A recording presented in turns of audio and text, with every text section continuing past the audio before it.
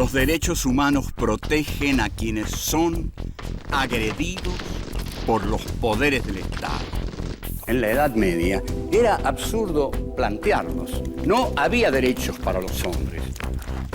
La figura del Cristo torturado justificó la tortura de Torquemada. Todo régimen autoritario reprime desde un absoluto. Primo Levi dice, existe Auschwitz, no existe Dios. Dios ignoraba la ESMA, las matanzas en Vietnam.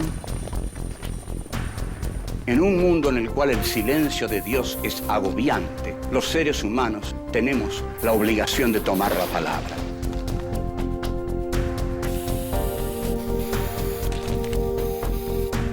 Filosofía aquí y ahora 5. Filosofía y derechos humanos. Encuentro 5. El antisemitismo. 1. El odio al otro. 2. El racismo en el Tercer Reich. 3. La errancia y el dinero. 4. La experiencia del sufrimiento. 1. El odio al otro.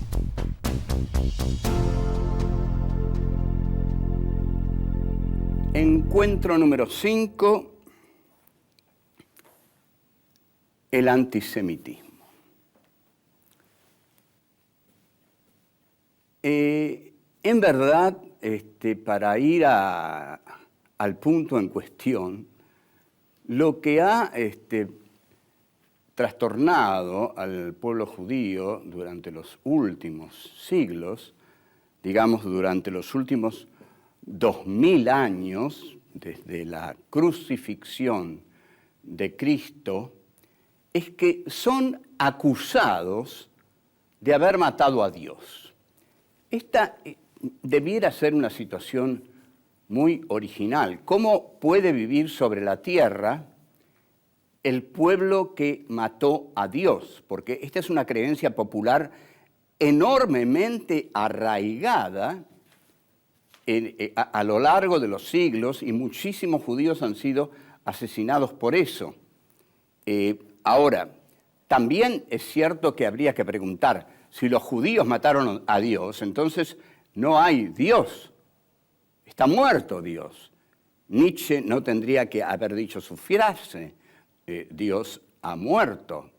¿Cómo, Nietzsche? ¿Cómo, señor Nietzsche? ¿Cómo usted dice Dios ha muerto? ¿No sabe que lo mataron los judíos? Es un poco rara la frase de Nietzsche. Bueno, vamos a explicar cómo fue que los judíos mataron a Dios.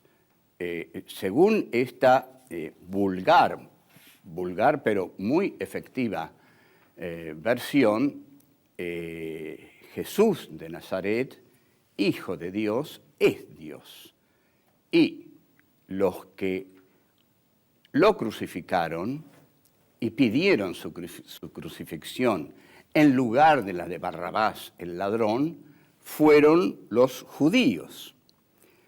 Curiosamente también, los que lo siguieron, los que lo amaron, sus seguidores, los que luego difundieron su doctrina y sus primeros súbditos, necesariamente durante muchas décadas, fueron judíos.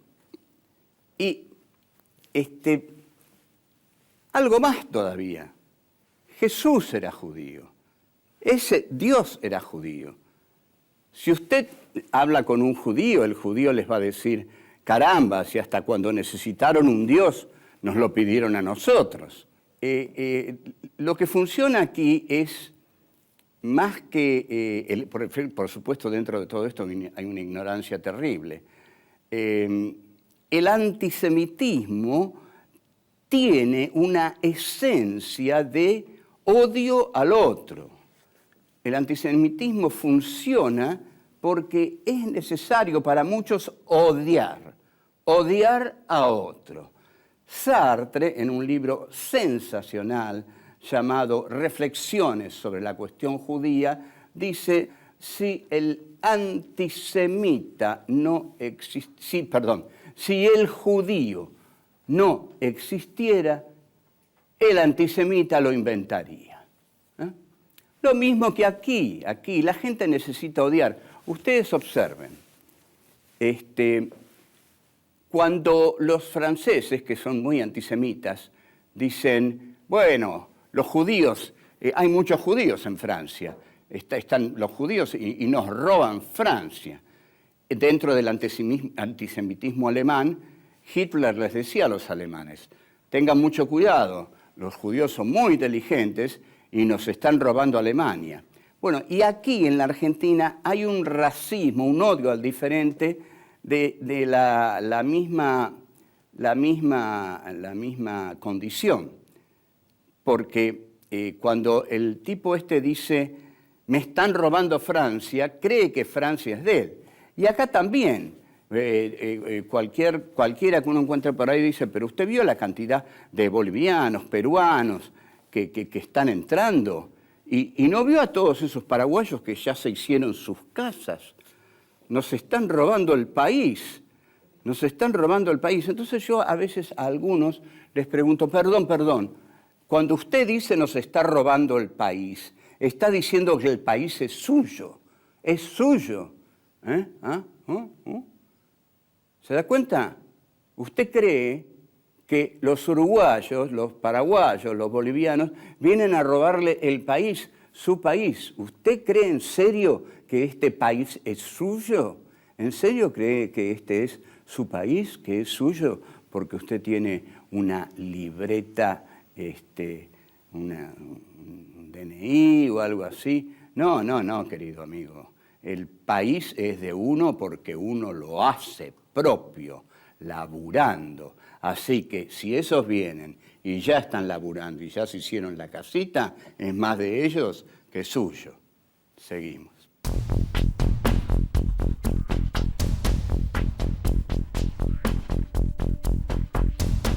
Dos, el racismo en el Tercer Reich. Tampoco tenemos que creer que la cuestión esa de los judíos mataron a Dios era solamente una cuestión de ignorancia popular. En sus ensayos sobre el cristianismo, nada menos que Hegel dice que lo absoluto pasó entre el pueblo judío y el pueblo judío no lo supo reconocer. Díganme si ahí no está la base total de los judíos mataron a Dios. No supieron reconocer a lo absoluto y decir los judíos mataron a Dios es más o menos la misma cosa. Esa es la base antisemita y racista de la Alemania que va a confluir en el Tercer Reich. El Tercer Reich necesitaba, por supuesto, de un gran otro a quien odiar y encontró inmediatamente al judío como ese otro que pudiera unificar al pueblo alemán. Ustedes observen que un pueblo dividido por miles de causas puede ser unificado por el odio. Alemania estaba en la ruina. Alemania estaba herida por la derrota de la Primera Guerra Mundial, por las humillaciones del Tratado de Versalles, por las luchas intestinas entre la gente del partido nazi, los comunistas y los socialdemócratas, y Hitler les señaló, son los judíos, la culpa la tienen los judíos. Los judíos se han robado la plata de Alemania, por eso la inflación nos está comiendo. La plata la tienen los banqueros judíos. Y el discurso era, los judíos son superiores en inteligencia. Los judíos son demasiado inteligentes ante el alemán, que es un pobre campesino, que es un ser puro que trabaja la tierra con sus ojos claros, con la pureza de su corazón. El sucio judío que viene viviendo de la usura desde la Edad Media o desde todos los tiempos, está saqueándonos Alemania, haciendo un uso del dinero del cual es un artista. Y el judío es muy inteligente, decía Hitler, haciendo por primera vez un racismo de algo valioso. Ahora, el racista reconoce en aquel al que desprecia algo valioso, desprecia a un inteligente. No, son muy inteligentes. Por eso tenemos que matarlos, tenemos que echarlos, tenemos que expatriarlos. Hacen un manejo del dinero tan extraordinario que se van a quedar con Alemania. Entonces, ahí los comunistas alemanes, los nacionalsocialistas alemanes y la socialdemocracia alemana se unen en torno a este líder que los convoca en el odio al otro. El otro, apareció el otro demoníaco que es el enemigo de todos. Ahí el gran acierto político de Hitler es encontrar al enemigo de todos o inventarlo, porque no lo era el judío. Hitler inventa al enemigo de todos, de comunistas, de nazis y de socialdemócratas, y él se transforma en el líder del enemigo demoníaco de todos. Esto ya lo había escrito en la cárcel cuando lo pusieron ahí durante un tiempo, en Mein Kampf, Mi lucha, donde está con Rudolf Hess, que escribe varios de los capítulos. Están ahí todas las ideas del Führer y sobre todo sus ideas antisemitas. Su antisemitismo es terrible. No creen en Jesús. ¿Cuál es el Dios del judío? Es el dinero al contado, el dinero sucio. Por supuesto, el dinero es sucio, el dinero se ensucia. El judío es tan sucio como el dinero. Y el billete arrugado y sucio es su corazón. Eso decía Hitler. Volvemos.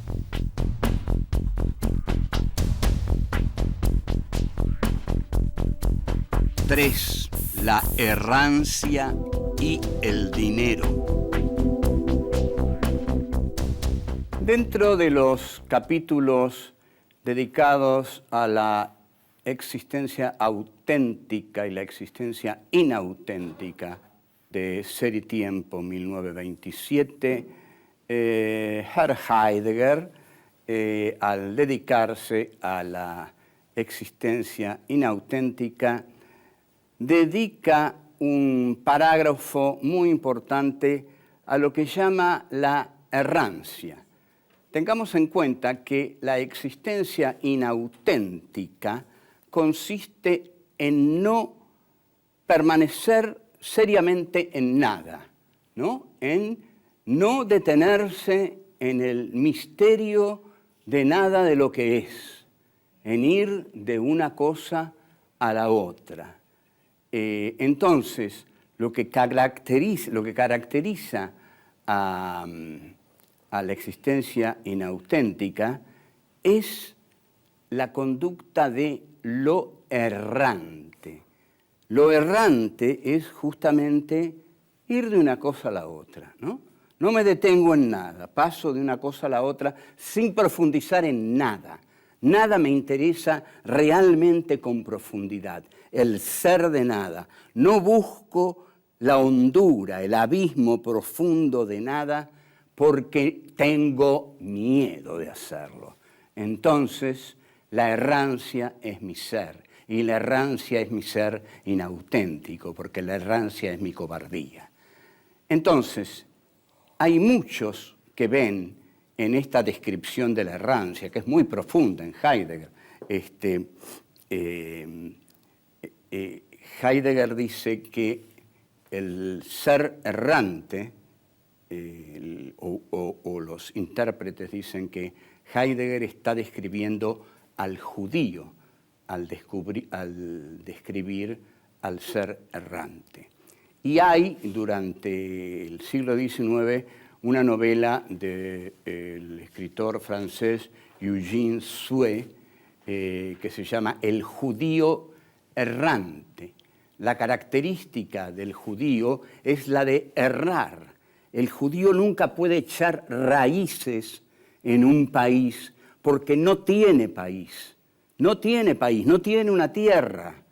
A lo largo de los siglos no ha tenido una tierra porque es un pueblo sin arraigo propio. Este enorme sufrimiento ha sido muy mal comprendido por los antisemitas que encima se lo han reprochado. Entonces, Heidegger dice, ese pueblo errante, incapaz de profundizar en nada, es el que va de una cosa a la otra. Y Eugenio Sue es el que dice, el judío es ese ser errante. Pero peor, más hondo, más duro y más agraviante, es Marx en la cuestión judía. En la cuestión judía, Karl Marx identifica a la usura con el capitalismo. Ustedes piensen que este ser errante, que ha ido a lo largo de la historia de un país a otro sin poder echar raíces en ninguno y sin poder considerar que ninguno era el suyo, tuvo necesariamente que dedicarse al dinero, porque el dinero era la necesaria errancia en todos los países. ¿Qué es lo común a todos los países? El dinero. El dinero me ancla, me da raíces en cualquier país. Entonces, el judío se dedica al dinero, a la usura, y la usura es lo que con el dinero le da ganancias. Entonces, Marx dice, el capitalismo es la usura. El capitalismo es la usura. Lo que va a solucionar el problema judío es la desaparición del capitalismo, la desaparición de la usura. Y con la desaparición de la usura van a desaparecer el capitalismo y el problema judío. Y hay algo más que hay que comprender para comprender lo que este pueblo significa en la historia, que lo voy a decir en el próximo bloque, porque ahora vamos a ir a un corte.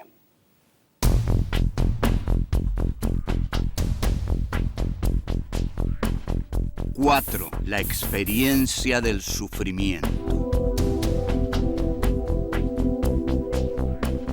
El odio al judío cruza la historia, pero también en la Biblia los judíos están tremendamente favorecidos. Vamos a volver sobre este tema.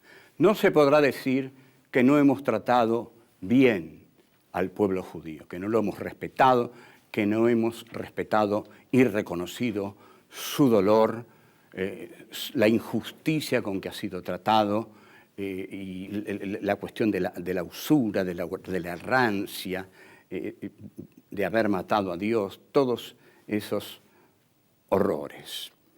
En la Biblia ha sido tratado muy bien porque el pueblo judío es el Dios de la Biblia. Por ejemplo, Dios aparta las aguas cuando Moisés conduce a su pueblo esclavo en Egipto hacia su propio pueblo, hacia el pueblo que los judíos habrán de habitar, ¿no? Y abre las aguas y los judíos pasan y Moisés los conduce y cuando vienen los egipcios las aguas se cierran. ¿Y por qué se cierran las aguas? ¿Por qué mueren todos esos egipcios? Para que se salven los judíos, por supuesto, pero ¿esos egipcios no eran criaturas de Dios? Digo criatura como criatura, justamente, ¿no? Como creación, no criatura, creación. Hay una película que se llama Juicio a Dios, en la cual varios judíos en un campo de concentración se reúnen para juzgar a Dios. Y hay varios eruditos en la Biblia y hay varios judíos torturados, doloridos, que hacen un juicio a Dios. Y uno de ellos justamente pone este momento del pueblo judío y dice que lo que hicimos a nuestro Señor cuando nos salvaba a nosotros, pero no nos dimos cuenta lo que le hacía a los otros pueblos, no nos dimos cuenta lo que le hacía a los egipcios. Nosotros éramos tan buenos, estamos seguros de que éramos tan buenos, no pensamos que ahogaba a miles y miles de egipcios para salvarnos, no pensamos que ahora estamos del lado malo de la historia. Entonces, no pensamos que ahora nos está yendo mal a nosotros y eso es todo lo que nos pasa. Entonces, los judíos continúan, después de la Segunda Guerra Mundial, sin conseguir un Estado. Un pueblo sin un Estado es una cosa y un pueblo con un Estado es otra cosa. El cristianismo sin un Estado era una cosa. Era el cristianismo de la fe, de las catacumbas, de la persecución, de la pobreza y del recuerdo venerado del Dios Cristo de la cruz. Pero el cristianismo del Estado, el cristianismo del poder, el cristianismo de la riqueza, fue el cristianismo de la persecución, el cristianismo de las cruzadas, el cristianismo del poder papal, el cristianismo de la tortura. Y entonces, los judíos llegaron a tener su Estado. Llegan a tener su Estado a partir de 1948 y vayamos a hoy.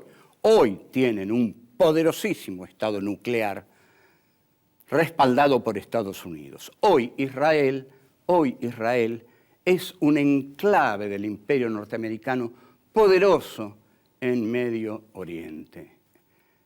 Está rodeado de enemigos fanáticos, locos, que si no fuera por Estados Unidos lo destrozan al día siguiente. O sea que no es nada fácil la situación. No es nada fácil. Entonces, Israel o se respalda en Estados Unidos o desaparece del mapa. Pero cuando todo el mundo vota por reconocer al Estado de Palestina, todo el mundo, ¿por qué Israel vota con Estados Unidos en no reconocerlo? ¿Por qué no reconocer al Estado de Palestina? Ahí el Estado de Israel se transforma en el Estado de Israel. Entonces la pregunta es, ¿cómo un pueblo que ha sufrido tanto puede hacer sufrir tanto a otro? ¿Cómo hombres que sufrieron tanto a lo largo de la historia pueden hacer sufrir a otros y asumir la imagen del castigador, del torturador, del malvado? Es casi inexplicable, pero es explicable porque estamos al azar, porque no hay reglas morales, porque no hay una sola regla moral que pueda ya establecerse sobre este mundo. Si eso pasa, si Israel, que ha sufrido lo que sufrió, no da el ejemplo de la austeridad en la causa del sufrimiento aplicado a los otros, entonces no hay quien pueda darla en este mundo, porque no hay quien haya sufrido como sufrió el pueblo de Israel. ¿Qué nos puede quedar de esperanza? ¿A qué pueblo podemos pedirle? No, por favor, ustedes no castiguen, ustedes no practiquen el mal en los cuerpos de los otros, porque los otros lo han practicado en los cuerpos de ustedes. Ustedes conocen el dolor, no lo practiquen y es inútil, es inútil. Quizás lo practican porque tienen tanto miedo de volverlo a sufrir que ese miedo los lleva a practicarlo doblemente. Entonces ya es muy difícil comprender todo lo que pasa. Esta es nuestra conclusión de hoy de filosofía y derechos humanos. Chao.